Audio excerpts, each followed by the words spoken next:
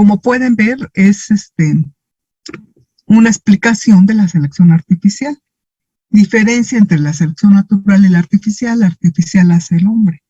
En la naturaleza, la selección natural, pues elige de alguna forma a quienes tienen más ventajas en el ambiente.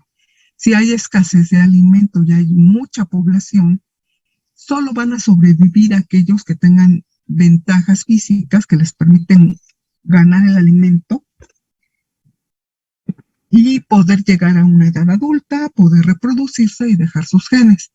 ¿Qué pasa con todos aquellos que no ganaron el alimento? Pues van a morir y por tanto no llegan a edad adulta, no se reproducen ni dejan sus genes. Entonces la evolución se lleva a cabo en la naturaleza por esta selección natural y es a nivel poblacional. O sea, no quiere decir la evolución que un organismo va a cambiar por gusto, ¿verdad? Para poder tener éxito en ese ambiente, sino con las cosas que ya nació, si estas le permiten ganar alimento, llegar a edad adulta, reproducirse, dejarán sus genes. Y poco a poco esa población va a prevalecer con esas características.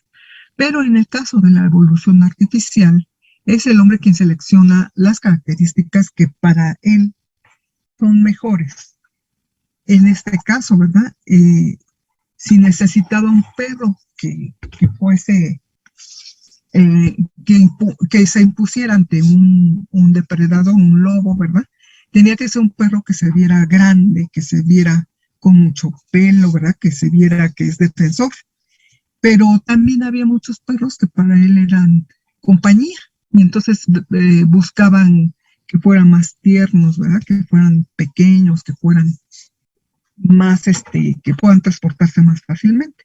Entonces, el hombre siempre ha tenido una relación con los animales, y en este caso, esta relación es la domesticación, ¿verdad? Que es una de estas. Entonces, les voy a compartir la presentación del tema de etnozoología que nos toca ver esta semana.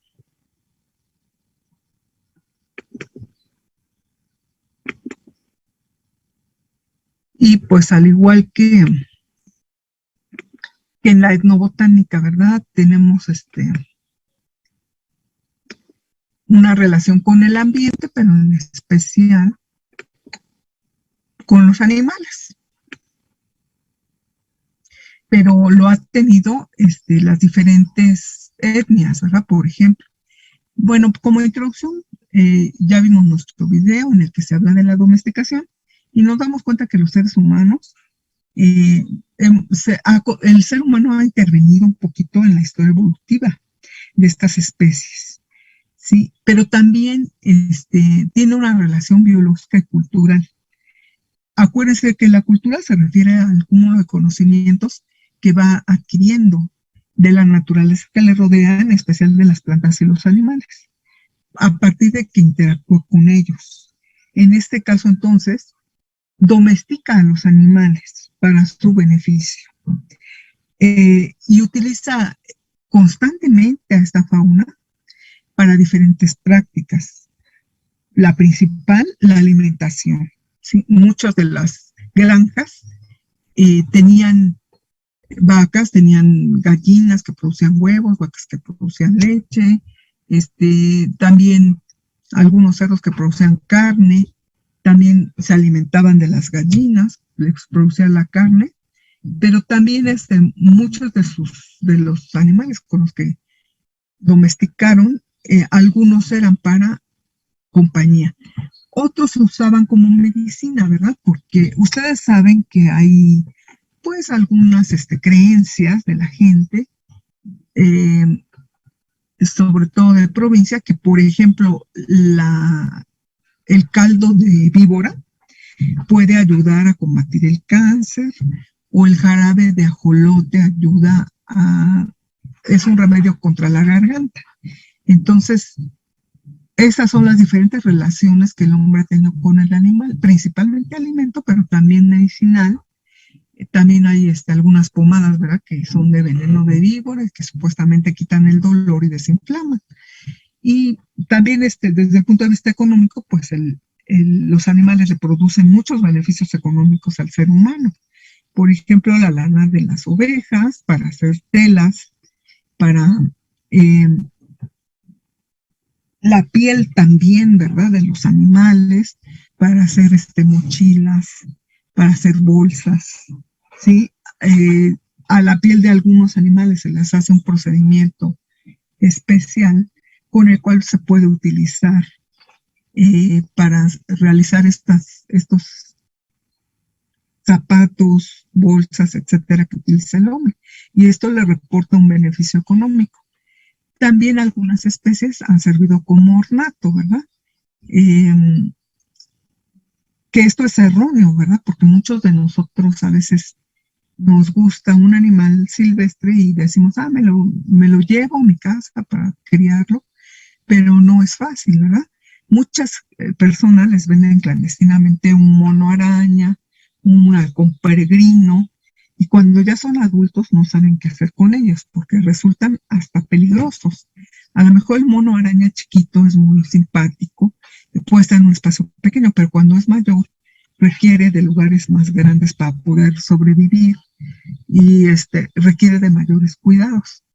Lo mismo un ave de presa, ¿verdad? No es tan fácil entrenarla, se requiere de mucho espacio, tiempo para entrenarlo y demás. Entonces, pues, no nos dejemos engañar, ¿verdad? Por las personas que venden este tipo de mascotas, ajá, o no, nosotros mismos propiciemos eso, ¿verdad? De que digamos, ay, fui de vacaciones a un lugar en la República y me encontré esta iguana verde chiquita y ya me la traje. Pues no, porque vamos a propiciar a que muera porque no está en su ecosistema natural. Entonces, pues sí, para el hombre los animales representan algo muy importante. Muchas veces estas especies que extrajimos de la naturaleza, va a ser muy difícil que se vuelvan a adaptar si las regresamos, ¿verdad? Esto es muy frecuente encontrar personas que roban, por ejemplo, tucanes, por ejemplo, aves exóticas y que las quieren vender a precios muy elevados. Eso no está permitido, no se hace de manera clandestina. Entonces, ¿qué es lo que pasa cuando se tuvo un decomiso de tucanes, por ejemplo? Pues el gobierno dijo, ya capturamos a la persona que se robó los tucanes y vamos a hacer un acto público en el que se van a liberar. Pero ¿qué fue lo que pasó? Los tenían en una jaula todos concentrados, empezaron a dañarse unos con otros, después al momento de liberarlos según ellos, pues nadie se fue, o sea, se quedaron ahí, empezó a llover y se les mojaron sus plumas y fue un fracaso esa liberación, ¿verdad? Se corre el riesgo cuando se extrae una especie que ya no pueda reintegrarse a su ecosistema, que le resulta muy difícil volver a adaptarse, porque en primer lugar no sabemos exactamente de dónde fueron extraídas, y por otra parte van a encontrar enemigos. Ustedes saben que los animales son muy territoriales, entonces ya no van a estar en el mismo lugar exacto donde se encontraban, y al llegar a ese ecosistema van a pensar, ¿verdad?, los que ahí viven, que son intrusos y los van a atacar. Entonces no es fácil volver a liberar y que se adapten a esta situación. Pues aquí en la Ciudad de México hay un zoológico que se llama Parque Ecológico Los Coyotes. Ahí hay un zoológico del cual reciben a las especies que ya no quieren, ¿verdad? Que dicen, ay, es que yo compré esta aguilita, pero ya no sé qué hacer con ella. Resulta para mí muy peligrosa porque tiene garras muy fuertes. Y entonces, ahí llevan a estos animalitos que la gente ya no quiere. Pero también llegan ahí muchos decomisos, ¿sí? Bueno, entonces, los animales, además de que constituyen fuentes de alimentación, fuente medicinal, también los han utilizado como carga, ¿verdad? Para cargar, como por ejemplo los burros. Aunque hace 3 años fuimos a la facultad veterinaria, nos dicen que ya están en peligro de extinción y que hay un lugar donde ya los tienen confinados, ¿verdad? Que ya son los últimos burros que hay. Bueno, también el hombre ha utilizado a los animales para incluirlos en su cultura, que forman parte de los mitos y leyendas, las fantasías, los cuentos, el folclore y el arte de varias etnias, ¿verdad? Y bueno, el término de etnozoología se utiliza por primera vez por Mason en 1899 y escribió un libro, ¿verdad?, derivado de sus observaciones, que le llamó La zoología de la región, tal como es concentrada por el salvaje. Entonces, pues aquí está mal el hablar de un salvaje, ¿verdad? Porque es otro ser humano, un ser humano que no es igual que él, que no piensa igual que él. Las personas europeas, ¿verdad? Sus civilizaciones son más viejas y han perdurado más tiempo, pero han modificado mucho su ambiente. Ellos construyeron castillos, palacios, se vestían de forma muy extravagante, muy diferente a los del continente americano, que siempre respetaron la naturaleza, que siempre utilizaban lo que necesitaban del ecosistema sin transformarlo demasiado. Pero esto no significa que eran salvajes y esto no significa que no tuvieran conocimiento de estos animales. Entonces, ahí es cuando se empieza a hablar por primera vez de la etnozoología, hablar de los grupos de animales que las etnias utilizan para satisfacer necesidades de alimentación, de medicinal o cultural. Pero bueno, ya en 1914, Henderson y Harrington escriben un libro que se llama Etnozoología de los Intigua, y aquí ya definen a la etnozoología como el conocimiento que los indígenas tenían sobre la naturaleza. En nuestro caso, el conocimiento que tenían las etnias prehispánicas, ¿verdad? Los pueblos prehispánicos antes de que llegaran los españoles. Y pues a partir de que se cambia ya la visión de lo que es la etnozoología, de que ya no se considera que es el conocimiento de los salvajes, sino el conocimiento de los indígenas, ¿verdad? El conocimiento que tenían respecto a las diferentes especies de animales. Ahora se dedican a estudiar a los animales desde 3 puntos de vista. El cognitivo, ¿verdad? Solamente saber cómo es la forma de los animales, cuáles son su anatomía, su funcionamiento, solamente aspectos cognitivos, aspectos de conocimiento de los animales. Otro aspecto que se estudia en la etnozoología es el económico, ¿verdad? ¿En qué se utilizan los animales? ¿En qué usaban los animales estas etnias? Y pues también otra parte importante de la etnozoología es el punto de vista ecológico. Cómo interactúa el hombre con estas especies, cómo, si es posible que el ser humano pueda utilizar estas especies, pero siempre manteniéndolas en buenas condiciones, sin sobreexplotarlas, y que exista pues una cierta coevolución, como lo vimos hace un momento, cuando son especies domesticadas, el humano va transformando esas especies, ¿verdad? El humano, por su selección artificial, fue generando todas las especies de perros que existen actualmente. Bueno, también podemos hablar de 3 etapas de la etnobotánica, que es la etapa preclásica, la clásica y la posclásica.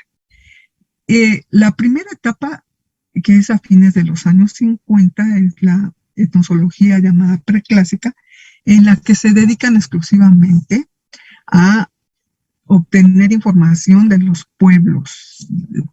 Bueno, aquí le dicen pueblos salvajes, ¿verdad? Pero ya dijimos que son pueblos indígenas. Y qué usos les daban a los diferentes animales. Pero en la fase clásica, que es de los 50 a los 80, se hace una investigación más de el conocimiento de estas especies y su clasificación taxonómica.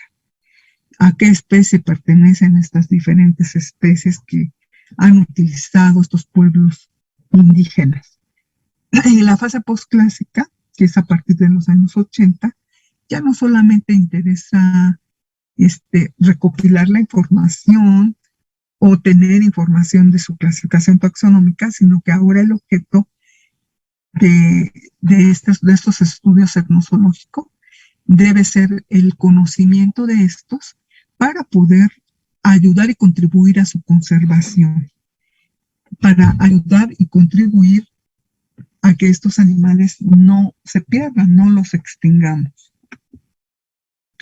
Les había yo dado un artículo, ¿verdad?, en el que se hablaba de que en los años 50 el lobo mexicano se permitía su caza, se permitía cazarlo, porque consideraron que era un peligro para las granjas y especialmente para las aves de corral que tenían en esas granjas.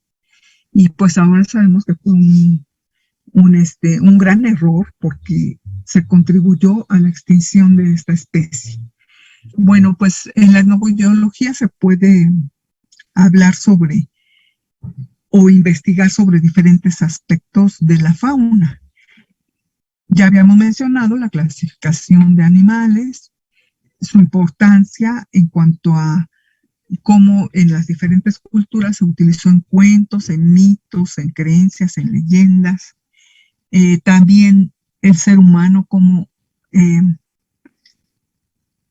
va transmitiendo estas leyendas, estos mitos, por medio de la tradición oral. Primero lo hace entre la sociedad en la que se encuentra y luego lo va transmitiendo a su siguiente generación por transmisión oral tradicional.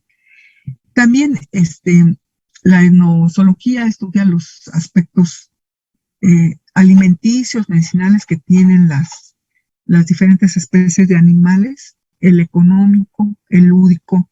En cuanto al medicinal, les decía yo que se venden pomadas, ¿verdad?, que son para el dolor y que algunas son de víbora, veneno de víbora, veneno de abeja, y que no necesariamente es el efecto de este animal el que le causa la mejoría. Muchas veces esas pomadas, si ustedes ven los ingredientes, contienen sustancias químicas como el salicilato de metilo, que lo que hace es quitar el dolor y la desinflamación, pero le atribuyen a ciertos animales, ¿verdad?, esas propiedades de quitar el dolor, de ser analgésicos y de ser desinflamantes. Y bueno, peor aún, aquellos que se consideran como afrodisíacos, ¿verdad?, que dicen, bueno, si te comes los huevos de la tortuga, pues vas a ser más potente sexualmente, o si comes o si compras algún amuleto, ¿no?, de que es alguna parte del animal. Entonces, pues todo eso son mitos y leyendas y que contribuyeron también a que se perdieran muchas de las especies. Bueno, también de algunos animales se pueden obtener algunas sustancias orgánicas para diferentes finalidades. Y también los hombres han utilizado a los animales desde el punto de vista doméstico. Han contribuido a esta domesticación para poder utilizarlos en sus diferentes actividades. Y actualmente lo más importante, el campo de estudio más importante de la etnozoología, se relaciona con el aprovechamiento, manejo y la conservación de estos recursos de fauna. Bueno, pues la etnozoología en México podríamos decir que es importante reconocer la labor que realizaron los primeros propagadores de los misioneros, ¿verdad?, que vinieron a propagar el evangelio en su religión católica, y entonces aprendieron los dialectos que se manejaban en aquel entonces y se dieron cuenta de que existían muchos conocimientos tanto de las plantas como de los animales. Y entonces todo este conocimiento lo recolectaron y lo plasmaron en una obra que se llama Historia General de las Cosas de la Nueva España, que fue escrita por Fray Bernardino de Sahagún, y en él recopila todo este conocimiento que ya existía, ¿verdad?, que no eran nada más que fueran salvajes, sino que ellos sabían que tenían que respetar el ecosistema y que tenían que utilizar estos recursos que ofrece la naturaleza, pero sin dañarlos, sin agotarlos, respetando su equilibrio, ¿sí? Y bueno, pues toda esta información quedó como muy oculta, casi no se daba a conocer, pero a partir de los años 40 hay un investigador que retoma toda esta información y empieza a dar a conocer todo este conocimiento que tenían las etnias, ¿verdad? Y todas sus concepciones, sus procesos, su relación que tenían con los animales en otro tiempo y espacio, ¿verdad? Todos estos grupos humanos y la fauna que tenían una relación más adecuada de la que existe actualmente. Entonces, por eso México, a diferencia de otros países como Brasil, la etnozoología trabaja muy de cerca con los arqueólogos, con los historiadores, en la búsqueda de más información y de tener unas mejores definiciones de lo que es la etnozoología. Y bueno, muchos científicos defienden el saber y las prácticas tradicionales que existían en cuanto al manejo de la fauna,